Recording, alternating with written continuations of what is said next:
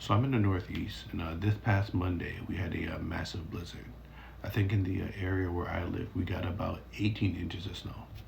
And I'm blessed enough to be able to work remotely, but before work, during my break, after work, I was outside shoveling all day, and also it was a busy day for me at work as well.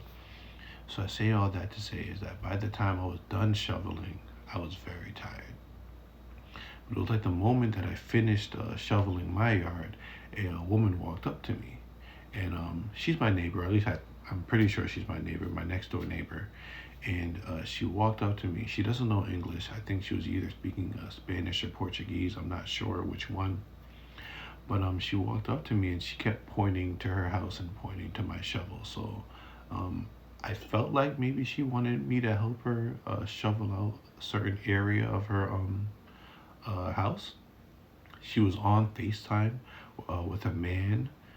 I'm assuming the man was her husband. I'm not completely sure.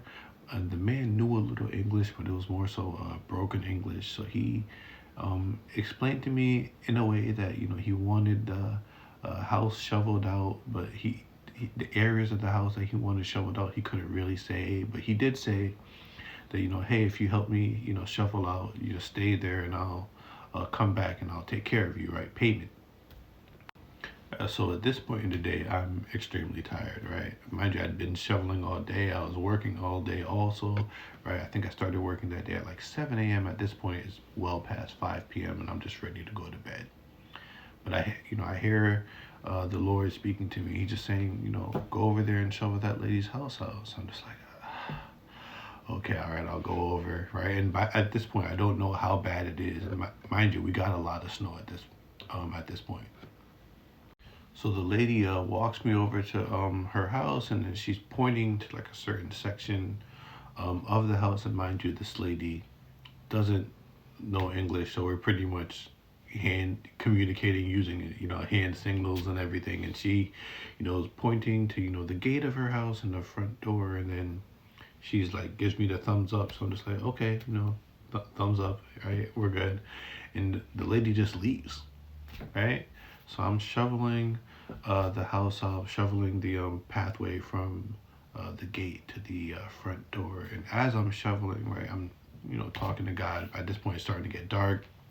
I'm trying to speed my way through. So I'm just like, God, at this point, just give me strength. All right. So as I'm shoveling, the Lord brings back this verse that I've been actually really meditating with for the past couple months, and it's Hebrews 13:18. And in that verse, it's pretty much telling us as Christians, we should be honorable in everything that we do. And I'm not saying that it wouldn't have been honorable if I would have taken payment from them, but it's not like I'm in a situation where I necessarily, I need the money. And it didn't really take me that long to shovel the lady's house out. Maybe it took me 10 minutes tops to, shovel her out, and then go back to my house to grab some salt and just salt down the walkway. So as I was heading back to my house, I could hear the Lord speaking to me. He was telling me that these are the sorts of things that we should be doing as Christians. We should always be seeking the next opportunity to serve someone, right? That's literally what Jesus did. If you look at throughout the Gospels, all Jesus did everywhere he went was serve people, right? So as Christians, as people who call ourselves followers of Christ, that's what we should be doing. We should be looking for ways to serve people in every single thing that we do.